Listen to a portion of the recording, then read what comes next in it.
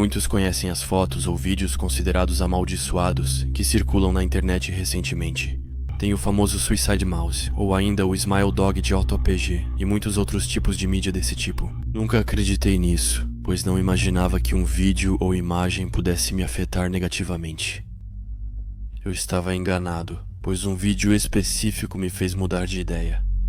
Meu ceticismo me fez assistir, mesmo quando eu deveria ter desconfiado dela. Estou enviando esta mensagem para que vocês não cometam o mesmo erro que eu. Por favor, nunca assistam ao vídeo C24. Eu estava navegando na internet procurando vídeos estranhos, meio no estilo de Não Me Abrace. Estou assustado, se vocês sabem do que estou falando. Gosto de vídeos sombrios e inexplicáveis, principalmente os com uma historinha. Parece arte contemporânea do terror. Devemos tentar entender esses vídeos e discutir com os inscritos sobre sua origem, o que ela quer dizer ou algo assim. Fui procurando por umas boas 3 horas que eu encontrei um canal estranho. Esse último se chamava Don't Go Back, que literalmente significa Não Volte para Trás. Esse canal do YouTube tinha apenas um único vídeo. A miniatura era bastante estranha e mostrava uma criança como se estivesse em estado de decomposição. Mãos o cercavam e seu rosto estava cheio de marcas de cortes e sangue. Eu imediatamente achei aquilo perturbador. Mas o pior ainda estava por vir. Analisei visualizações e comentários, mas nada. Aliás, havia apenas um único comentário, e o vídeo nem sequer tinha passado de 100 visualizações. Então eu tinha encontrado a joia rara, um vídeo estranho e sombrio, do qual quase ninguém tinha ouvido falar ainda. Cliquei em reproduzir com alegria. Estava ansioso para saber o segredo do vídeo. No início, o mais perceptível era o som, uma música lenta ou invertida. Talvez até mesmo as duas coisas. Essa última era muito sombria e me deu arrepios. Até hoje não sei o que toca ao fundo, mas tenho certeza que encontrar o autor dessa música poderia nos ajudar a entender o significado oculto desse vídeo. Ver quem é o autor. Depois a imagem surgiu. Era a criança da miniatura. A música de fundo era, por enquanto, a única coisa estranha do vídeo, pois a criança parecia totalmente normal. Ele exibia uma espécie de sorriso e parecia bastante sereno. Ainda não sabia o motivo, mas algo específico nessa criança me incomodava. Eu tinha uma impressão de que ele me olhava e que a imagem não estava fixa. A criança não se movia absolutamente, mas eu sentia que ela tinha sido filmada e não fotografada. Isso me deu arrepios só de imaginar, porque realmente ele estava perfeitamente imóvel, sem olhar fixo para a lente da câmera. Foi depois de alguns segundos que percebi as mudanças. Primeiro, parecia haver movimento no rosto do menino. Rachaduras pareciam aparecer em sua pele. Dentro dessas rachaduras, eu podia distinguir algo como manchas de sangue. Eu estava incomodado com o vídeo, mas curioso para saber o que aconteceria depois. Afinal de contas, era exatamente isso que eu tinha vindo procurar. A música ficava cada vez mais pesada, mais estranha, enquanto o rosto do garoto continuava mudando. Seus olhos ficavam negros, seu sorriso desaparecia pouco a pouco. E então eu vi suas mãos. Mãos brancas, envolvendo a criança, como se quisessem agarrá-lo. Imediatamente, um arrepio percorreu meu corpo. O que isso poderia significar? Eu não entendia absolutamente nada. A música, ao fundo, ainda tocava, mas parecia mais sombria, mais pesada. Foi então que notei que o rosto da criança também mudava muito. Seu rosto, cheio de cortes sangrentos e rachaduras, parecia o de um demônio vindo do inferno. A sensação que eu sentia no começo do vídeo ficou ainda mais intensa. Eu tinha a impressão de que ele estava a ponto de gritar de dor. Mas eu também achava que o garoto precisava muito de ajuda. A quem pertenciam aquelas mãos ao redor dele? Por que o rosto da criança estava tão ferido? Mas acima de tudo, qual era o objetivo desse maldito vídeo? Eu não entendia nada. Nesse período de questionamento, vi ele se aproximar mais da tela. Seu rosto e seus traços deformados agora pareciam muito mais claros. Eu estava a ponto de sair do vídeo quando ele parou de repente. Eu tinha chegado ao final do vídeo. Tinha acabado. Eu não saberia explicar exatamente o que senti depois dessa experiência, mas do pouco que me lembro é que eu estava completamente perturbado.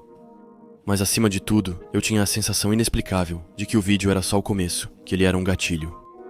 Um gatilho para coisas horríveis que iam acontecer comigo. E nunca uma sensação se mostrou tão certa.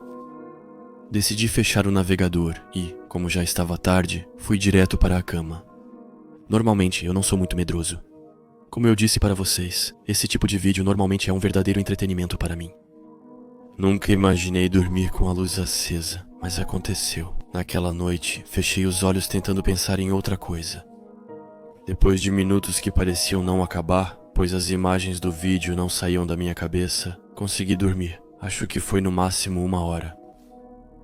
Um barulho me acordou. Abri os olhos, enxergando tudo embaçado por causa do cansaço, mas o suficiente para perceber que não havia nada no quarto. Assim que me virei para dormir novamente, a lâmpada do quarto explodiu. Imagine como eu estava. Eu tinha acabado de acordar depois de ficar me revirando na cama por longos minutos. Pensando naquela criança do vídeo, em suas mãos estranhas e naquele rosto marcado pelas mutilações. Ali, me vi na escuridão às 3 da manhã. É fácil imaginar meu pânico, mas ainda piorou. Quando vi a silhueta do garotinho no fundo do meu quarto, ele estava lá, na escuridão do meu quarto, a poucos passos da minha cama. Ele estava perfeitamente ereto, mas parecia imóvel. Ele ficou assim por um instante, mas segundos depois, seu rosto, onde mal percebia as fendas, começou a se mover de forma perturbadora. Sua cabeça tremia, como se esses tremores fossem resultado do sofrimento que ele sentia. Também via sua boca, que parecia se abrir enorme, como se fosse me atacar e morder. Os sons desses movimentos estranhos também eram difíceis de ouvir. Parecia uma mistura de estalos de ossos, carne ensanguentada se movendo e pele se rasgando. Eu me sentei, sem fôlego, e balancei a cabeça. Achava que tudo era apenas um pesadelo muito realista. Eu precisava acordar. Um pesadelo não é nada além de um pesadelo. Então fechei os olhos e pensei com muita força que eu precisava acordar de qualquer jeito. Esse foi meu maior erro naquela noite. Eu ainda estava de olhos fechados quando percebi que não havia mais nenhum barulho. Eu achava que tinha me livrado daquele maldito pesadelo, mas pouco antes de abrir os olhos novamente, ouvi outra coisa. À minha direita, eu ouvia a respiração dele. Era ofegante, fraca, mas especialmente próxima. O rosto dele estava bem perto do meu. Comecei a tremer com todo o meu corpo e mantive os olhos fechados, rezando para parar de respirar e acordar suando nos lençóis. Mas não foi o que aconteceu. A respiração permanecia, como se a criança só aguardasse que eu abrisse os olhos. E aí perdi o controle. Numa situação como essa, a última coisa que você gostaria de fazer é justamente abrir os olhos. De perceber a criança horrível ao seu lado, vendo seu rosto desfigurado te encarando no escuro. Mas foi exatamente isso que eu fiz.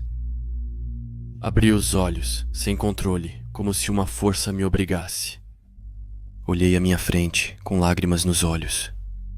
Eu rezava para que meu corpo não me obrigasse a olhar para a direita. Porque mesmo que naquele momento eu já não ouvisse mais a respiração dele, eu sabia que ele estava ali. O silêncio no quarto era total, e era impossível para mim me mover ou fechar os olhos. Eu sabia o que ia acontecer e que seria difícil, mas precisava me preparar para isso. Minha cabeça começou a virar para a direita. E lágrimas começaram a escorrer pelo meu rosto quando comecei a ver o braço da criança. Depois seu ombro e finalmente seu rosto. Não havia absolutamente nenhum barulho. A criança pequena me encarava. Minha cabeça estava prestes a explodir de pânico. Eu sentia que algo ia acontecer, mas não fazia ideia do que. Quando menos esperei, ele abriu a boca e começou a chorar. Ele aproximou a cabeça do meu rosto e mordeu minha bochecha direita. Eu gritei de dor e caí da cama, com a mão segurando minha bochecha ensanguentada. Corri para fora do quarto o mais rápido possível. Ouvi atrás de mim os ossos dele estalando enquanto se movia, e a criança chorava. Fechei a porta atrás de mim rapidamente e acendi a luz da sala. Nada mais. O choro cessou, não ouvia mais nada dele. Só percebia as batidas do meu coração e a forte dor na bochecha. Esperei diante da porta por um longo tempo. Estava morrendo de medo de virar as costas e fugir para fora de casa. Achei que ele sairia, mas não aconteceu.